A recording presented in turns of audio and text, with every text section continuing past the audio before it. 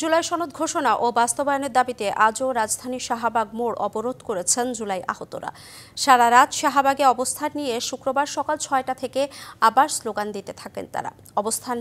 অবস্থান কর্মসূচিতে নেতৃত্ব দেওয়া জুলাই অভ্যুত্থানে আহত ও নিহতের পরিবারের সদস্যরা বলেন, দাবি না মানা পর্যন্ত রাজপথ ছাড়বেন না তারা।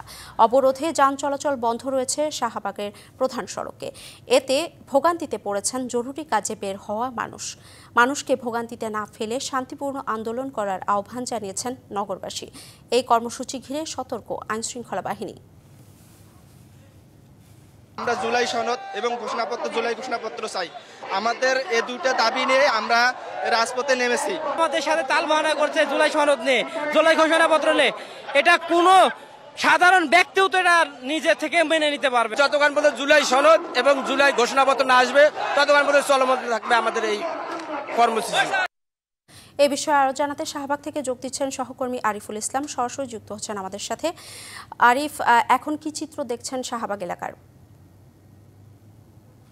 যে বিষয়টা আসলে একটু জানাতে চাই সেটা হচ্ছে বৃষ্টি উপেক্ষা করেই গতকাল থেকে আসলে শুরু হওয়া যে কর্মসূচি কালার এক্সপার্ট, জর্জ স্যাপ এবং মাইল্ড অন হ্যান্ডস টেকনোলজি সমৃদ্ধ অরিক্স ক্রিস্টাল ওয়াশ আপনার বিশেষ করে জুলাই অভ্যুত্থানের শহীদ পরিবারের সদস্য এবং আহত যোদ্ধা যারা আছেন তারা কিন্তু এই কর্মসূচি পালন করছেন, যেটা তাদের দুটি দাবি প্রধান। সেটা হচ্ছে জুলাইয়ের ঘোষণাপত্র এবং কি সনদ বাস্তবায়নের দাবিতে তাদের এই যে অবরোধ বলা যেতে পারে। কারণ শাহবাগ এই মূল যে চত্বরটি রয়েছে পুরো মাঝখানে কিন্তু তারা এই বৃষ্টি উপেক্ষা করে তাদের যে কর্মসূচি, তাদের যে দাবি দেওয়া, সেটি কিন্তু তারা বাস্তবায়নের লক্ষ্যে তারা রাজপথে নেমেছেন। এমনকি তারা বলছেন যে এই দাবি বাস্তবায়ন না হওয়া পর্যন্ত তারা রক্ত দিবেন, তারপরেও তারা এই রাজপথ ছাড়বেন না। বিশেষ করে জুলাই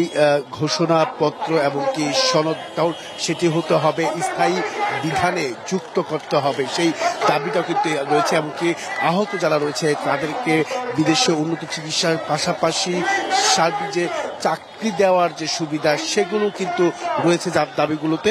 আমি একটু এখানে যারা দেখতে পাচ্ছেন আপনি যে এখানে আপনি কি জুলাই যোদ্ধা, আপনি কি আহত?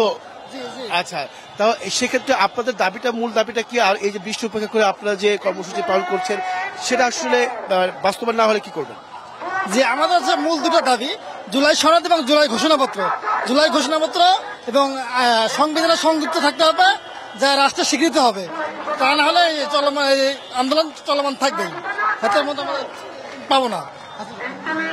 অর্ঘ, যে বিষয়টা আসলে জানানোর চেষ্টা করেছিলাম, যে তাদের মুখ থেকেই জানানোর চেষ্টা করেছিলাম যে শুরুতেই বলছিলাম যে যতক্ষণ না পর্যন্ত তাদের দাবি বাস্তবায়ন না হবে ততক্ষণ পর্যন্ত তারা রাজপথ ছেড়ে যাবেন না, এবং এই আন্দোলন কঠিন আন্দোলনের ডাক দেবেন বলে কিন্তু হুঁশিয়ারি দিয়েছেন কেউ কেউ। তো এই ছিল এখান থেকে সবচেয়ে সর্বোচ্চ।